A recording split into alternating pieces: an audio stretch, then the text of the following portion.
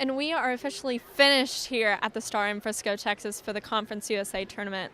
Not too long ago, the WKU Hilltoppers fell to the Old Dominion Monarchs. And Miles, how do you think this game went? Well, we just talked to Coach Stansberry about the game, and he just pointed out a few minor mistakes that WKU made throughout this game that really costed them. I mean, effort-wise, you couldn't have really expected more out of the Tops in this one. Every player gave it 100%, but just shooting woes really struggled for the Tops in this one. We had 3 different players shoot less than 33% from the field in this one, and you just can't expect that, especially when it's 3 starters like Savage, Hollingsworth, as well as Bearden. And even though we got a good field goal percentage out of Bassey, probably would have liked to seen him be a little bit more aggressive. He only finished with 7 field goal attempts, and outside of that, really, it was just Old Dominion's ability to hit those tough shots down in the late stretch, along with the Toppers' inability to hit those free throws. Exactly, and Old Dominion's defense was so tight. They weren't letting players such as Josh Anderson drive it into the paint like he usually does and draw that foul and get to the free throw line. And things such as that are things that the rest of the team feeds off of. Like in the previous 2 games,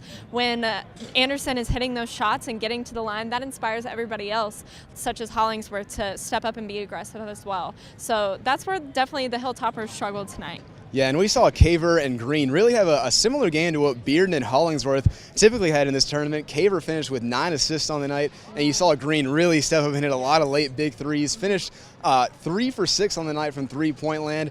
Really, like we were talking about, it was Old Dominion's ability to hit those long-range shots in the end that won them the game. And we've seen throughout this season, the Tops aren't exactly the best outside shooting team. So when 2 teams are playing that hot a defense, it's going to be tough for a team like WKU to advance. And that's just really what we saw at the end of the game, Olivia. Of course. But make sure to follow us on Twitter at ExtraPointWKU and on Facebook. And make sure to check out our new website, extrapointlive.com, for any sports live updates.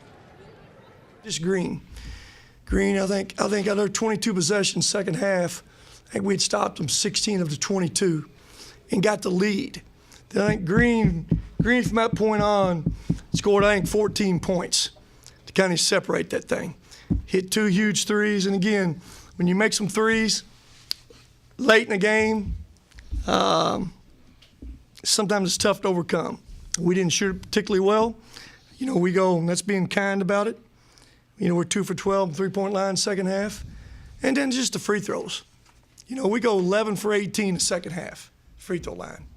That's a bad stat when you lose by 6. Missing free throws is part of it. But again, you know, you got to be those little small margins for error, just not much. And again, congratulations to, Old Dominion. They got a really good team.